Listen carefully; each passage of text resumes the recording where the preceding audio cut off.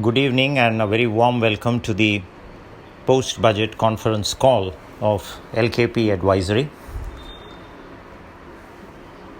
I'm sure most of you as investors would have been pleased to see indices up 5% on the budget day.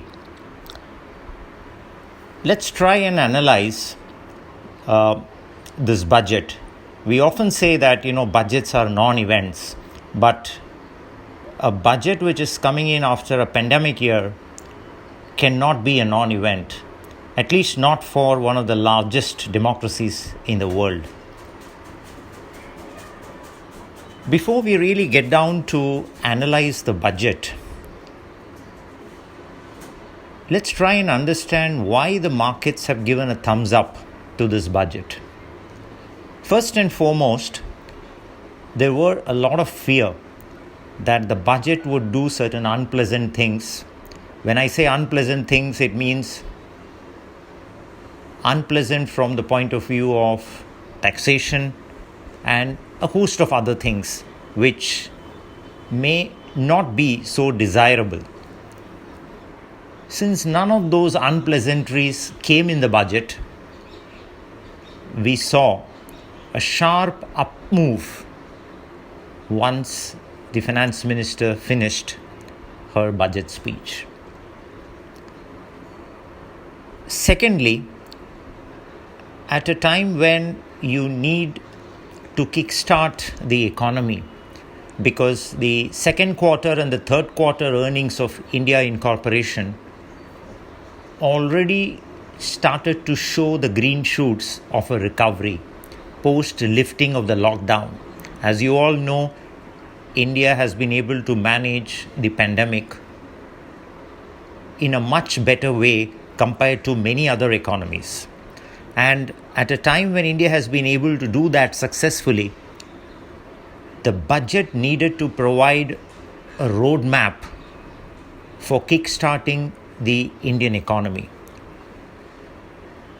In a nutshell, what was expected from the finance minister was measures to kickstart the economy and present a growth-oriented budget despite having a higher fiscal deficit.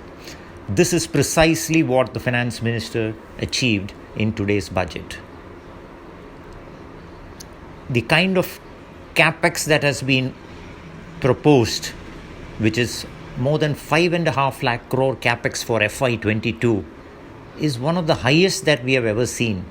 And when you actually look through the kind of capex that has been envisaged over a range of sectors, whether it is infrastructure, whether it is urban infrastructure, rural infrastructure, healthcare, or for that matter, even the kind of focus that has been accorded to startups and MSME sector, because these are sectors which have been hard hit by the pandemic.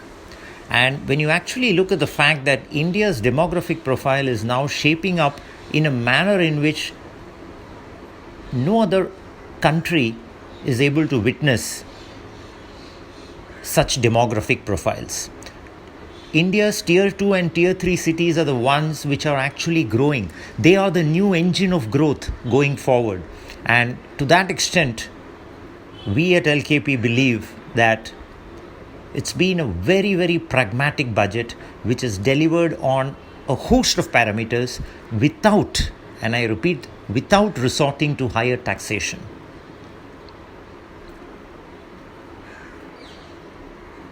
The very fact that the finance minister could go in for a pro-growth budget, even at the cost of higher market borrowings, signifies or bears testimony to the agenda of the government to kickstart the growth engine in the economy.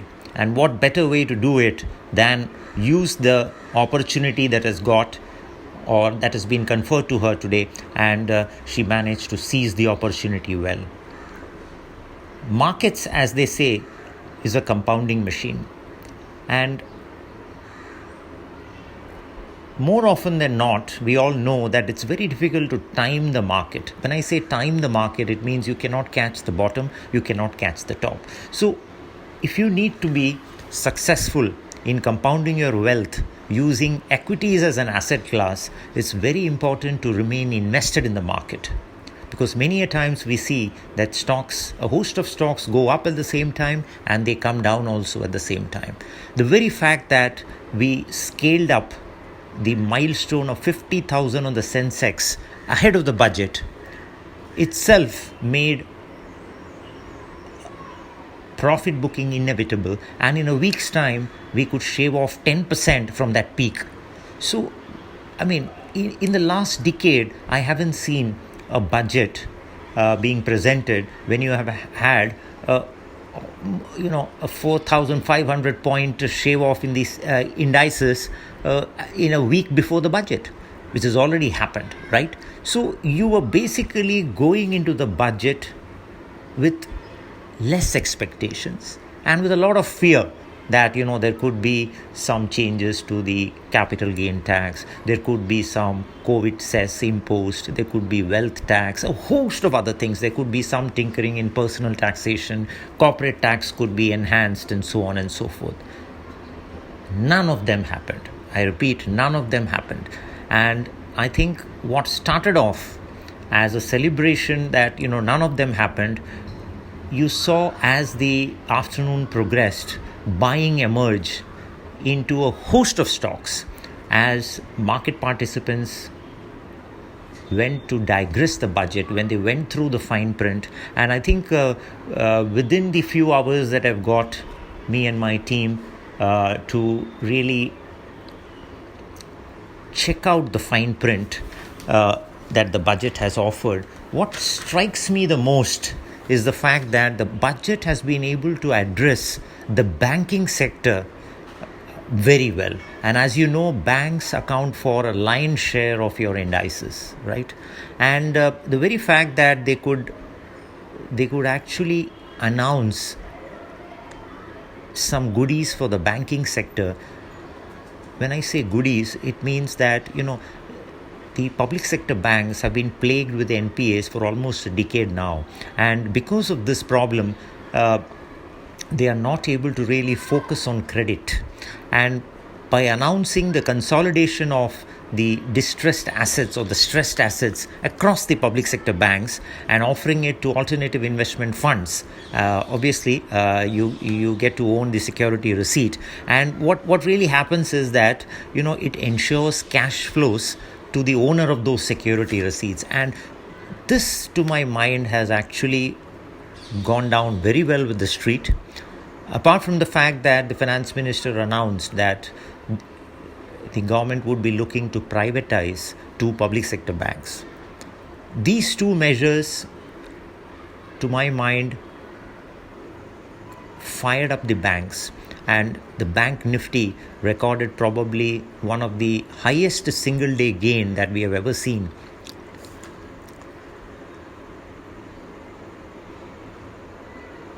Going into some of the other important points in the budget, what we also like about is the fact that the budget has had a few very good goodies even for other sections of the society.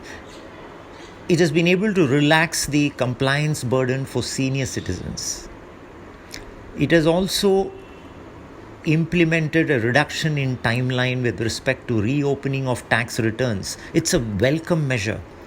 Apart from faceless electronic communication with tax authorities, these are measures which go a long way in ease of doing business and sends very positive vibes across the fraternity.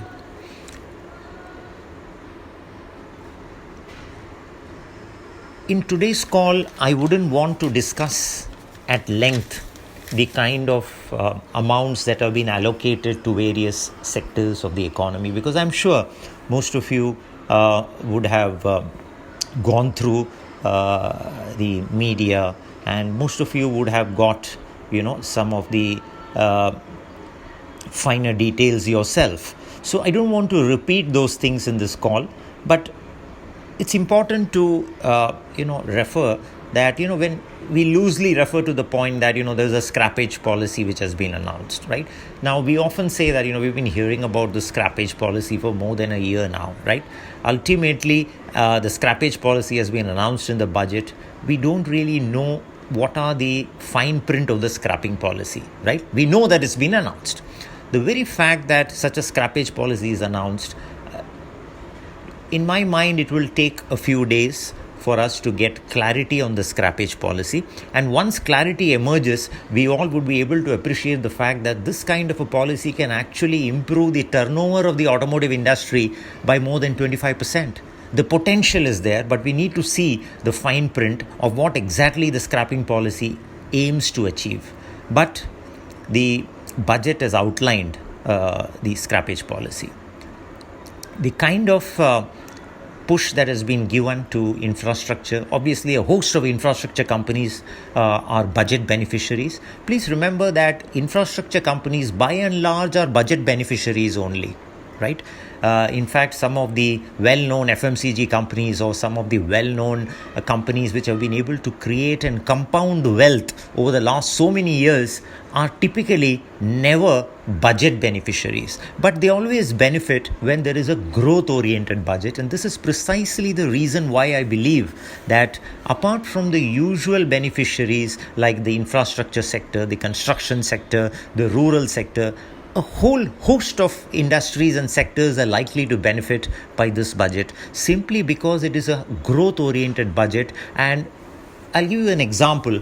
When you have this kind of a momentum in, let's say, an affordable housing or the rural or the urban infrastructure, there is a multiplier effect. And this multiplier effect percolates down to almost all sectors. And it would be wrong on my part to single out a few sectors and say that these are budget beneficiaries. Obviously, we as investors, when we invest in equities, we do not really look at budget beneficiaries and things like that, right? We look at growth. We don't even look at whether the company is a large cap, mid cap, or a small cap. Any company which is going to grow, where there is reasonable visibility of a growth going forward, right, which are available at valuations which are not obscene, right, deserves to be bought.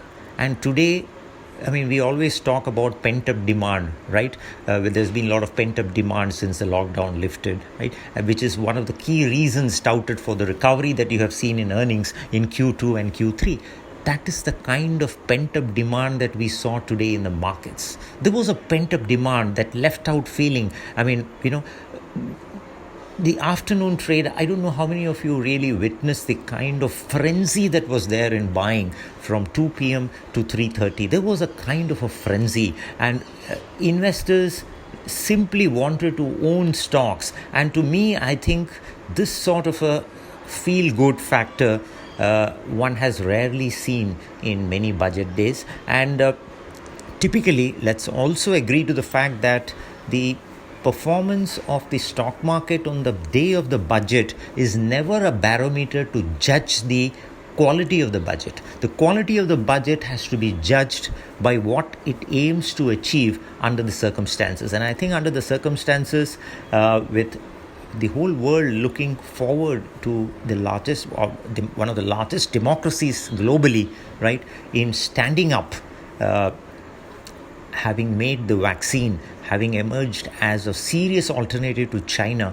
across a host of industries, whether it is chemicals, pharmaceuticals, and so on, the very fact that the government wants the manufacturing activity to perk up through the kind of amounts that it is put forward in the PLI scheme, almost 2 lakh crores, right, across so many sectors, denotes the kind of vision that the government of India has in positioning India manufacturing. And I think all the kind of outlays that you have seen across the national highways, across several states when the finance minister announced, I think we all should acknowledge the fact that the presentation itself and the rhetoric of privatization as opposed to the divestment itself showed that the government means business.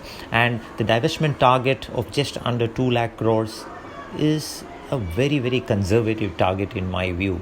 I think the government has been doing road shows for the last couple of months, and I think, as Finance Minister rightly put it, the current fiscal would witness some of these big ticket divestments happening. And I think, to me, the direction, the purpose has clearly been on growth, even at sacrificing a bit and doing market borrowing, which probably is a little higher than what some of the skeptics would have visualized.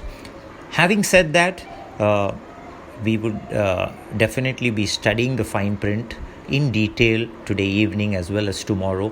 But from whatever we have studied, I can say with reasonable confidence that this is a growth-oriented budget which is coming at just about the right time. As they say, it is just what the doctor ordered, and you can't have expected anything better.